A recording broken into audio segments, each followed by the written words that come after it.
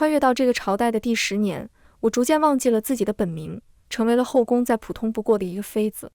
我适应了请安行礼、三跪九叩，适应了阶级分明、皇权至上，与这个朝代的其他人再没有半分区别，而皇上已经很久没有来过我这里了。大家好，欢迎收看皮皮听书。失宠的直接后果就是宫中过冬的煤炭不够了，劣质的煤炭一点燃，整个宫都是呛鼻的烟味。于是宫中只能日夜开着道缝，寒风一吹，煤炭又不够热，于是宫中的很多人都害了风寒。又因为是我这个宫中的人，连药都开不出来，只能一包药渣反复煎熬，供好几个人喝。我年轻的时候伤了根基，身子本就比常人更弱一些。阿巧怕我也染了风寒，于是每日除了请安，别的时候都让我待在床上。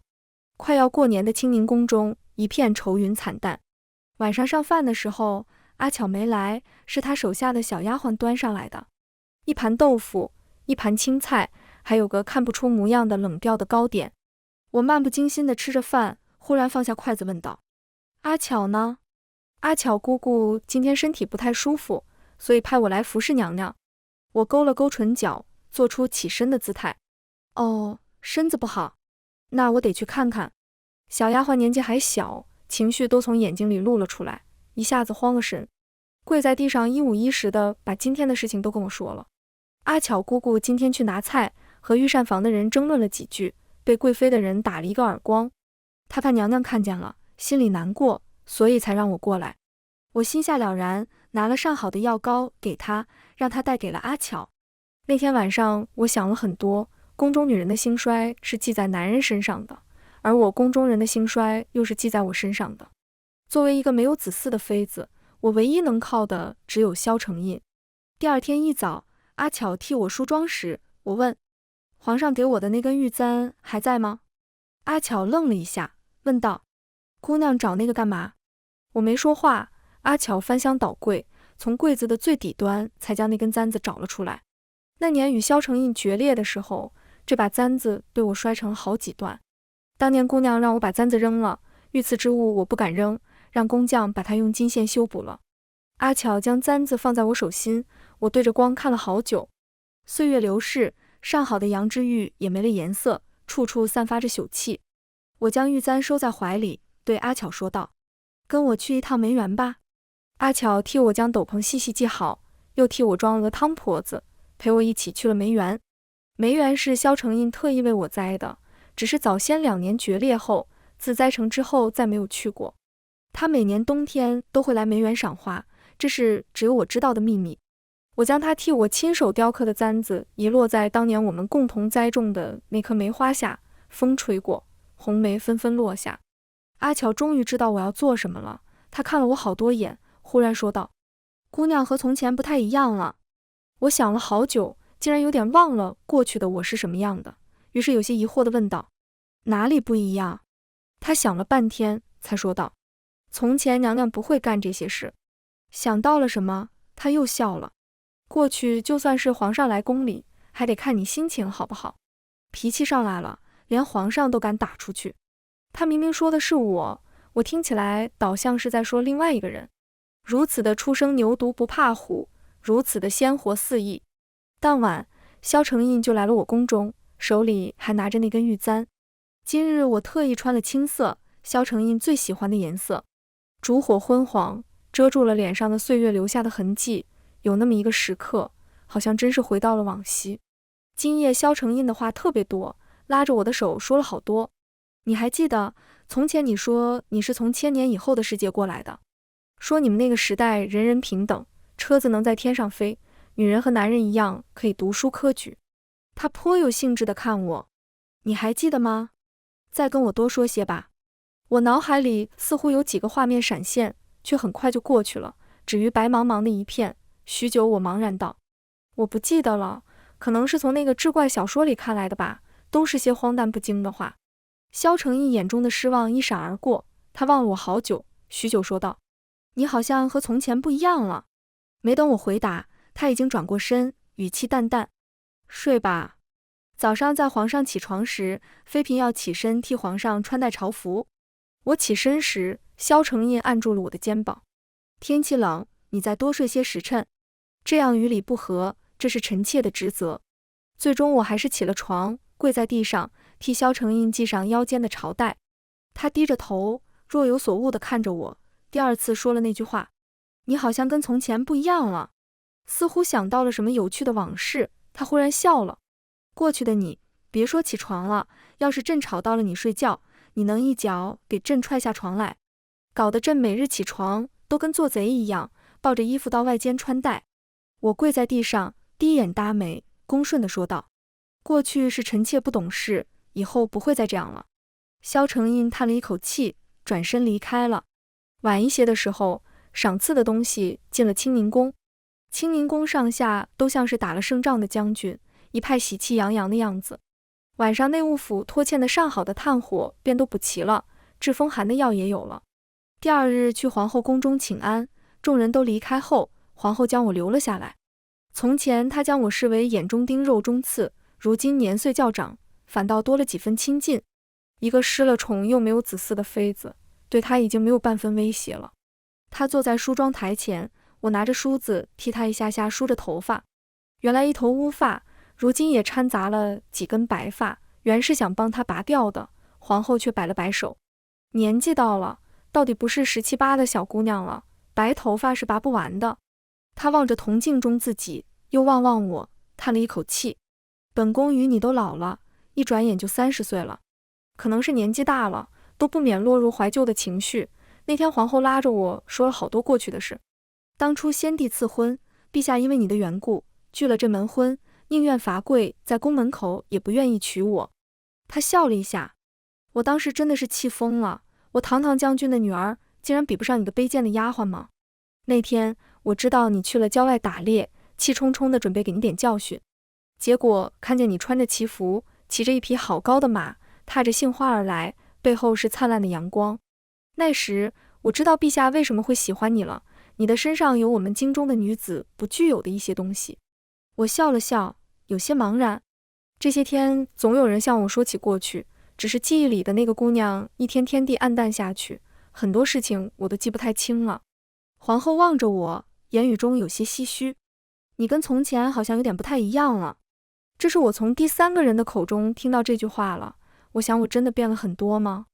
我走的时候，皇后给了我不少好东西，言语中多了几分真心实意。开春又要选秀了，16、17岁的小丫头一来，衬得我们更加人老珠黄了。与其让那些小丫头得宠，不如让你当这个人。我说真的，好好打扮打扮自己。萧承印每月会来我宫中一次，不多不少，不多宠，也不至于被人遗忘，刚好够在后宫活着。春天的时候，宫里又进了新人。皇后说的没错，16、17岁的小姑娘，花朵一样的年纪，让人看着心情就好了几分。其中有一个叫江冉的很得宠，短短半年便升到了嫔位，算是后宫独一份的恩宠。她很喜欢来我弟清宁宫，每次来姐姐长姐姐短的叫着。阿巧跟我说，江嫔很像过去的我。我仔细看了一下，眉眼间倒确实有几分相似，只是说像也不像，她与我的气质截然不同。一个明艳灿烂，一个素淡如水。在后宫生活的这些年，我得到的唯一一个真理是，所有超乎情理的热情都存在算计。所以我的态度一直就是不冷不热的，碰了几个冷钉子后，江嫔很少过来了。转眼到了中秋，每年中秋，皇上会邀请朝臣共度佳节，所以这个节日也是后宫中的女人难得能够看到佳人的时候，那些母族强盛的妃子往往是这场宴席的焦点。我这种丫鬟出身的孤女，也没母族亲人，只是充当配角。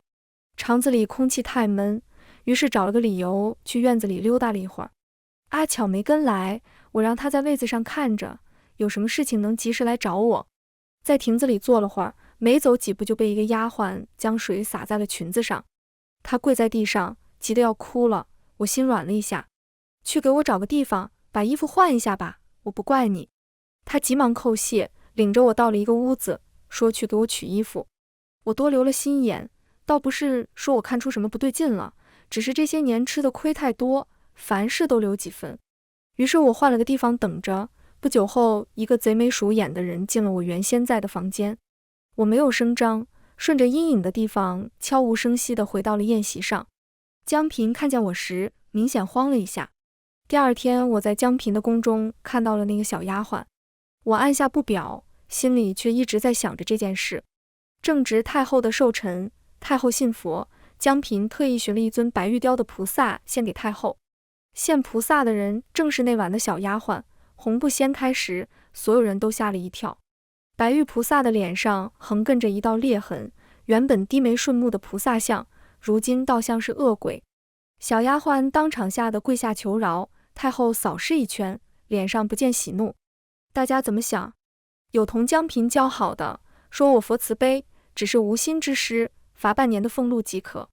众人七嘴八舌说完后，太后问我怎么看，我起身行礼，缓缓说道：我佛慈悲不假，但菩萨一路上好端端，无端多了条裂痕，只怕是上天降下的征兆。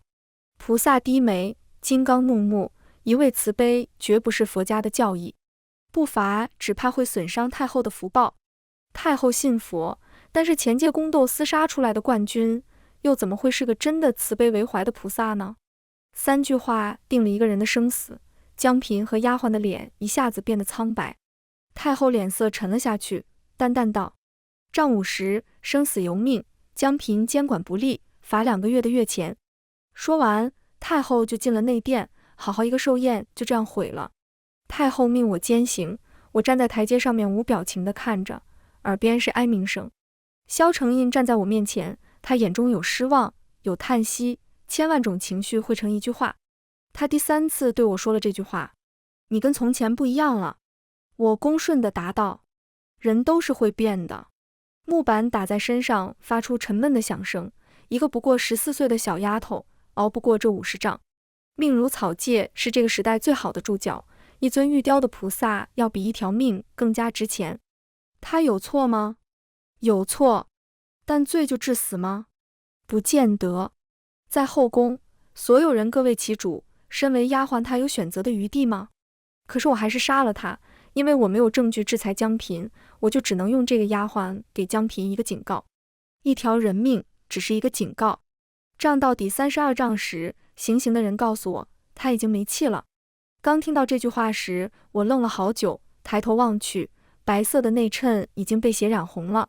我面无表情地点点头，递了一把金豆子，语气中没有什么起伏。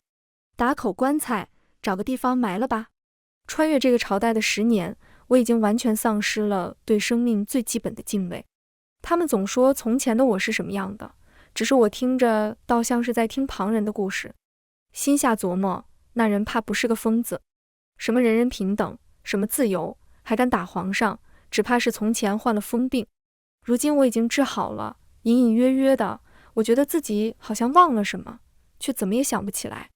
转眼又到了年末，宫里的事情依旧没什么新奇的，唯一听说的是江嫔怀了孕，不知道为什么又没了。在我那天打杀了那个丫鬟后，萧承印便再也没有来过我宫中，我又失宠了。但是如今我明摆着进了皇后的阵营，宫中的人也不敢过分克扣我，日子也还算过得去。临近年末那几天，我刚好有寒，索性偷了懒请了假，除夕那天正好窝在宫中。宫里的几个丫鬟太监聚在房间里，围着火炉喝茶吃果子，玩叶子牌。一年又一年，宫中的岁月不就是这样，永远没个尽头。嬉闹间，外面下了雪，今年一直没有下过雪，第一场雪竟然下到了年末。雪越下越大，鹅毛般的大雪静静地落在地上，很宁静，很宁静的感觉。我趁着阿巧不在，悄悄溜出了房间。院子里有一棵梅树，傲雪红梅，格外好看。我看得有点呆了，忽然有人从梅树上掉了下来，刚想喊时，撞见一双熟悉的眸子，是萧承印。他好像有点醉了，眼尾带着淡淡的绯色。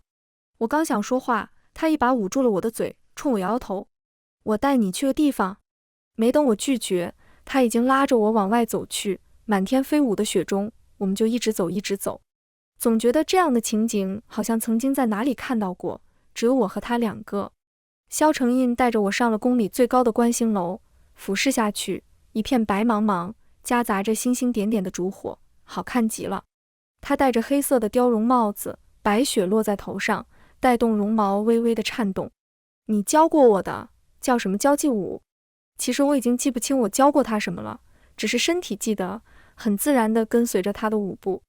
一舞完毕，我们面对面站着，他低头目不转睛地望着我。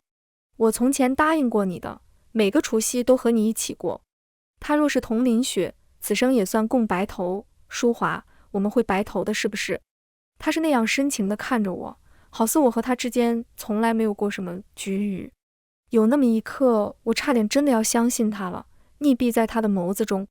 我和他之间没有隔着很多很多的东西，我甚至有点忘记我和萧承印究竟是因为什么决裂的，只是记得我们从前在东宫里的一些事情。他是最不受待见的太子，而我是个不怕死的小丫鬟。东宫里只有我和他，我们相依为命，度过了很多个除夕。下一刻，萧承印身边的大太监带着一群人涌了上来。陛下，这天那么冷，您的龙体要是有个3长2短，可怎么办？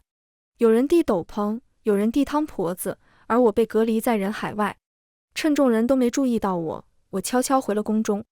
那一晚像是一场梦，唯一的证据是我的风寒又加重了，一直在床上躺了好几天，才慢慢好起来。那天想要起身去院子里转转，却很意外的没有找到阿巧。问了院子里的小丫鬟，说阿巧最近不知道在忙什么。本想找个机会问问阿巧的，却不曾想在见到她时已经出了事。阿巧与侍卫私通，已经有了孩子，被关进了慎刑司。这个罪名很大，祸乱宫闱，罪不容诛。他们说丫鬟都是皇上的女人，红杏出墙就是大罪。所有与我交好的人都劝我，能够给阿巧留个全尸就已经足够了。他们说照顾好阿巧的家人，也算是尽了主仆一场的情分。只有我不理解，我不理解为什么他们两情相悦，没有损害任何人的利益。为什么相爱的2个人就一定要死？我不理解。我好像又犯病了。今天又下了大雪，新的一年的第2场大雪。我向皇上为阿巧求情，所有人都劝不动我，说我是个全天下最大的傻子。雪下得很大，我跪在雪地上，不一会儿身上就已经厚厚的一层雪了。冷是从4面8方向我涌来的，到最后倒也不冷了，只是一阵阵麻。有人替我撑了一把伞，有人替我求情。娘娘身子不好，这样跪下去只怕是受不了。萧承印来回踱步，脸色阴沉。朕没有让他跪，他想要跪就跪个够。说完气冲冲地走了。不一会儿，一群人过来了，他们在屋檐下摆了一圈火炉，围炉煮茶，赏着雪景。萧承印枕在江嫔的大腿上，江嫔替他读着小说话本。明明前不久还说着想要和我共白头的人，如今搂着另一个女人，居高临下地望着我的惨态。我忘记自己跪了多久，晕倒的最后一刻，我望见萧承印焦急地向我跑来。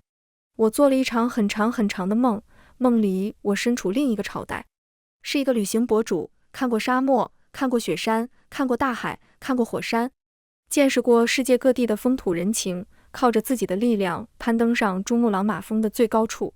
直到那次雪山崩塌，我被困死在山洞中，与系统签订了一个协议，穿越到这个时代，陪伴一个人登基，而他救了我一命。只是在我穿来不久后，系统就消失了。没有金手指，没有空间，于是我孤身在这个时代摸爬滚打。东宫里的一个小丫鬟，陪伴着无人庇护的太子，一直到登基。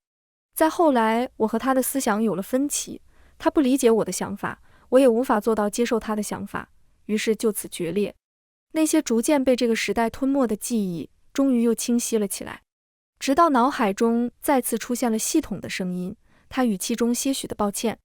系统出现了一些问题，所以与宿主失联，你受苦了。一句你受苦了，让我的眼泪差点又掉了下来。30天后，我会安排你离开这个世界，回到你原来的时代。我终于记起自己的名字，我叫温乔，参天大树的乔。醒来后，我大哭了一场，像个疯子一样哭喊，我叫温乔，我叫温乔，参天大树的乔。我害怕自己再次忘记自己的名字，于是将温乔这个名字写在屋子的每个角落。萧承印在我醒来后不久就匆忙赶了过来，他眼中的焦急不似作假。其实他可能是爱我的，但这种爱仅仅至于给我一些恩宠。他无法答应我一生一世一双人，也给不了我皇后的位分。他甚至无法赦免阿巧的罪，这就是他给出的爱，仅仅于此。阿乔，连日的高烧让我的脑子一团糟。阿乔怎么了？怎么了来着？我终于想起，阿乔要死了。于是满脑子就只剩下一个念头，我至少得见他最后一面。我掀开被子想起身，身子因过分虚脱而晃了一下。肖成印抱住了我，我像是抓住最后一根救命稻草似的。求求你，让我见阿乔最后一面，最后一面就好。他似乎不忍看我的眼睛，缓缓说道：阿乔已经死了，朕命人将他好好葬了，他的家里人也派人看顾过了。没有规矩不成方圆，朕不能因为他坏了规矩。大悲之下，我好像哭不出来，反而是整个人呆呆木木的像个木雕。太医替我把了脉，又问我是谁。我告诉他，我叫温乔，参天大树的乔。太医说我发了一症，替我扎了针，我奋力反抗，好几个人都没能按住我。万般无奈下，他只能开了药方。我最怕苦，原先在哪个时代就最怕吃药，何况是中药，于是闭着嘴巴，坚决不吃。我没病，有病的是他们。肖成印不知道从哪里学到的方法，竟然自己含了药来喂我。他的脸凑近的时候，我下意识一巴掌甩了过去。清脆的一声响，整个房间都静了下来，丫鬟和太医跪了一地。我面无表情地直视着肖成印，我已经很久没有这样平视过他了。在我意识到他可以对我以及我身边的人生杀予夺时，在我意识到我的生死只在于他一句话上，我便有点怕他了，所以大多数时候我都是微微仰视他。而我现在的心态有点类似于马上要辞职时对待老板的心理，能活活，不能活就死。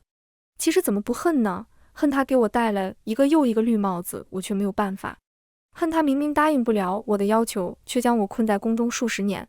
四目相对，我以为他会发怒，却不曾想肖成印忽然笑了，像是重获了失去多久的至宝。这才是朕的淑华。他掰折了我的羽翼，却又恨我为什么和从前不一样了，真可笑。在得知自己还有30天就要回家后，我彻底放飞了自我。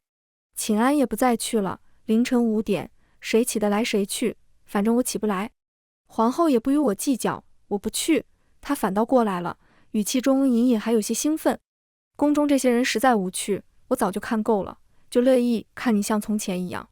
从前有一段时间，我还挺恨皇后的，觉得她强行介入我和萧承印的感情。后来才明白，其实无论有没有她，萧承印都不可能会娶一个丫鬟当正妻。我运气挺好，皇后这人其实不坏，要不然像我从前那样对天对地的性格，她还让我活着已经挺不容易的。后来我不乐意见皇后的，是因为觉得人家是正妻，像我这样的放在现代就是小三。再后来发现，其实她和我都是一样的可怜人，一样的被困在这四四方方的院子。我又恢复了宫中独一份的恩宠，萧承印每天都过来，下了朝就过来，准时准点的像是公司打卡。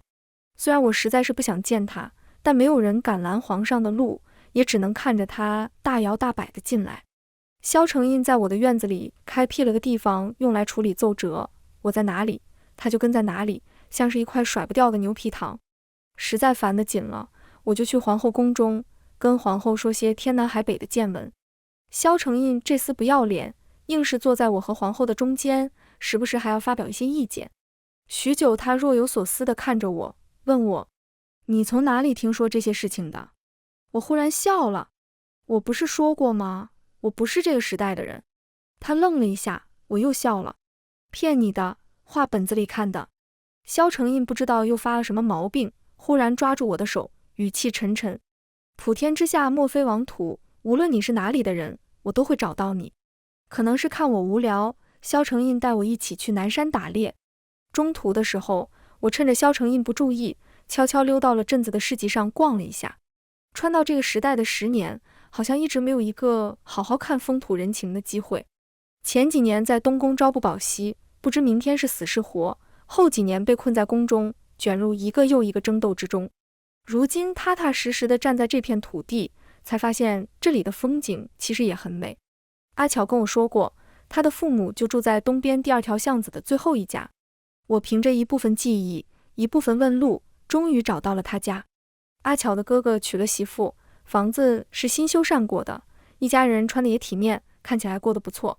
我不想再提往事，徒惹人伤心，只是看过之后就走了。阿巧的坟墓就在后山不远处，她喜欢花，我叫人栽了4季的花，无论春夏秋冬，总有花盛开。她是我还在当丫鬟时就认识的好友，后来我进了宫中，她便一直跟在我身边。我们是如同家人一般的好友，可是我护不住她。如果有可能，下次投胎投到现代，我会带她一一看过那些她羡慕的景色。我在阿巧坟前一直坐到太阳下山，然后往回走。倒不是我不想离开，只是不过还剩几天，也不想牵扯那些照顾我的丫鬟太监。走到集市中时，前方吵吵闹闹的，上前一看，才发现有孩子落了水。孩子的母亲不会游泳，哭的嗓子都哑了。周围没有人会游泳，会游泳的人也在估摸自己的安全。如果换成从前的我，我不会去救，因为我要考虑各种问题。上来后，衣服湿透了粘在身上，我怕被人抓了把柄，我要顾惜名节，而名节比生命更重要。这个时代人命不值钱，几句话便可以定人生死。不管是不是我愿意，很多人因我而死，有的是为了护我，有的是因害我而死。我已经可以非常漠然地看待一条生命的逝去，但是温峤不行，温峤尊重每一条生命。所以我跳了下去，河水很凉，水流有点急，好在我还是抓住了孩子。上岸后，孩子已经没有呼吸了，我当机立断做了心肺复苏和人工呼吸。周围的人都很吃惊地看着我，我没时间管别人怎么想，只是一心一意地想把这条人命救回来。孩子终于还是救回来了，听到啼哭的时候，我差点掉了眼泪。生命多宝贵，我庆幸于自己终于再次拥有了对于生命的敬畏。还没站起来时，我已经被人裹进了斗篷里。萧承印的脸色难看极了，拦腰将我抱起，翻身上马，往宫中赶去。一路上他不发一言，直到回到院中，才终于忍不住发了大火。他像只困兽，来回的踱步。淑华，朕是不是对你太骄纵了些，才让你什么都敢做？你是什么身份，为一个贱民做出这样有失体统的事情？如果不是我及时赶到，你知道后果会是什么样的吗？我很平静地看着他，因为他将我视为他的所有物，所以旁人看见了我湿透的身子，便发了大火。萧承印似乎被我不屑的态度气惨了，猛地弯腰凑近我，捏住我的下巴，强迫我看他。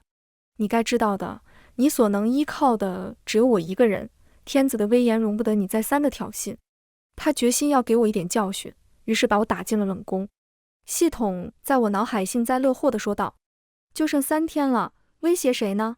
正愁怎么让你顺理成章的病倒，这就给了机会。我被打进了冷宫，皇后为我求情，也被禁了足。江嫔与我之间积怨太深，她如今胜券正浓，想要讨好她的，便以我为头名状。无非是宫中那些烟杂手段，从前受过我恩惠的人劝我向皇上认个错，服个软，我只是笑着摇摇头。第2天我就发了高烧，大家摸不准皇上对我是个什么样的态度，于是也不敢去找太医。一直烧了整整1晚，萧承印来的时候，太医已经回天乏术了。他踉跄地扑倒榻边，我已经没有力气了，抬头都略显吃力。用尽最后一点力量，我很温柔地抚上他的脸，声声泣血。萧承印，我这一辈子最后悔的事情就是遇见你，是你害死我的，如果不是你，我不会死。我咒你此生永不得欢愉，不得善终。系统说我不能改变历史的进程，但是我又实在不甘心，只能在他心中埋下一根刺。午夜梦回时，盼望着这根毒刺能够时时折磨他。系统开始回归倒计时，我开始大口大口地吐着鲜血。萧承印疯了似的抓着我的肩膀，你以为死了就能离开朕？他猛地抽出侍卫佩剑，抵住太医的咽喉，给朕施针，灌药，便是逆天改命也要。再然后我的手就缓缓落下，再没了意识。萧承印视角，陛下，淑华娘娘没了。所有人都跪下了，太医匍匐在地，头都不敢抬。萧承印忽然想起那年秋猎，淑华也是这样，浑身染血倒在他怀里，却还笑着扯他袖口。殿下衣袍脏了。萧承印忽然疯了一般摇晃那具已经没了气息的身体。不可能，给朕起来，这是圣旨，要不然朕诛你9族。话说完才意识到淑华没有9族，她好像是从天而降似的，在他最惶惶不可终日的少年。或许真如他所说，他真的是从1000年之后的时代来的。舒华，染血的指尖抚过他唇角，帝王终于弯下挺直的脊梁。你睁开眼。滚烫的泪砸在他冰冷的眼皮上，看看我。窗外惊雷炸响，暴雨倾盆而至。萧承印忽然想起封后的那日，舒华隔着珠帘笑得凄怆。陛下如今是真正的孤家寡人了。他当时只当戏言，此刻才知字字诛心。传旨。帝王将逐渐冰冷的身躯紧紧裹进龙袍，舒华贵妃偶感风寒，移驾养心殿。血珠顺着剑柄滴落，在青砖上绽开妖异的红梅。谁敢妄议？诛九族！太监扑通跪地。陛下。娘娘已经。寒光闪过，一缕白发飘然落地。萧承印横抱着尸身走向雨幕。摆驾去太庙。他贴着怀中人耳畔呢喃，我们去告慰先祖，朕要立你为后。后来听说皇上一夜疯了，封了一具尸骨成了皇后，谁劝阻他就杀谁。太后扶了皇后的儿子上位，成了太皇太后，而皇后则成了太后。质子年幼，于是二后同时临朝，共创太和盛世。醒来后，我已经回到了现代，像是做了一场很长很长的噩梦，心有余悸。直到看见窗外的蓝天与阳光，终于才算是回到了人间。我妈说我昏迷了整整10天，从雪山被挖出来时，已经完全没了意识。所有人都说我再也醒不过来了，只有她不信。天上1天，地上1年，原来才过了10天。出院后，我回到家，我家的狗格外的黏我，像是它也知道我差点回不来了。身体恢复之后，很快我又重新踏上了旅途。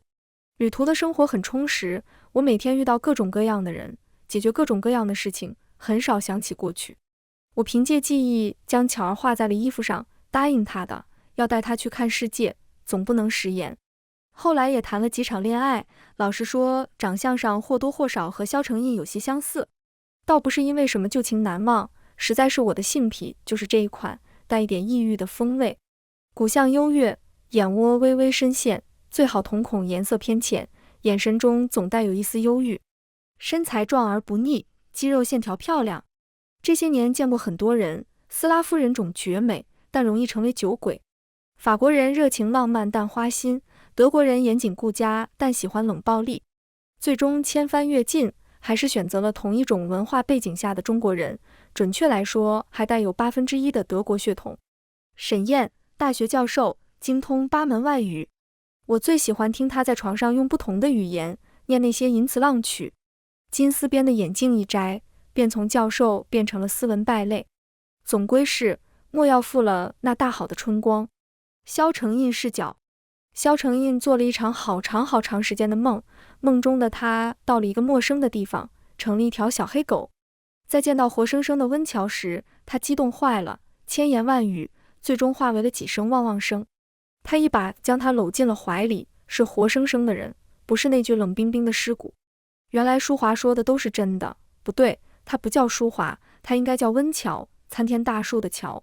这个世界路上是飞速行驶的车子，鲲鹏一下子可以承载100人，远隔千里的人可以及时联系。所有人都是平等的，女人也可以出去上学与工作。原来这就是他所说的天堂。他终于知道温峤那些不合时宜的想法是哪里来的了。温峤常说他不愿完全依靠他，从前他不懂，在他的时代，女人依靠男人再寻常不过。最美的情话是，我在男人堆里第几，你在女人堆里就第几。可是真正尝试过将命运攥在自己手中的人，又怎么能真的甘心依附旁人？也许是命运吧，现在他成了温峤的小狗，依附于他一人。他总是全世界各处跑，而他只能在家里日复一日地等着。他总是会透过阳台的窗户望向天上，偶尔会有飞机飞过，他想那会不会是温峤的飞机？萧承印想，那些他没去他宫中的晚上，是不是他也一样盼着他的前来？他终于明白，为什么自己已经给了他宫中独一无二的恩宠，可是他却从来没有开心过。后来他身边出现了新的异性，他恨得牙痒痒，却又不敢真的咬了人，于是只能干一些缺德的事情，比如捡走那人的鞋子，或者悄悄在他的东西里撒一泡尿。对于主人来说，宠物的发怒也不过只是一场笑谈。再后来，他一天天老下去了，也到了寿终正寝的时候。他死的最后一眼，他就那样静静地看着温乔，想要把他的所有都记在心里，来度过那些个难以成眠的夜晚。温乔抱着他，泣不成声。肖成印很乐观地想，成为一条狗也不错，至少还能看到他为他而哭。纵使是再多的不甘，终究也是闭上眼睛，没有人能够违抗天命，连天子也不能。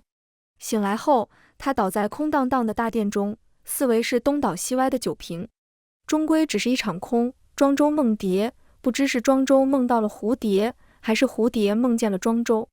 太和5年，那位宫中讳莫如深的封地死在一个夜晚，他独自爬上了摘星楼，跳了一支舞后便跳了下来。一场大雪，空落个白茫茫，真干净。全文完，皮皮听书，感谢您的观看，每天上新精彩小说，喜欢就订阅吧。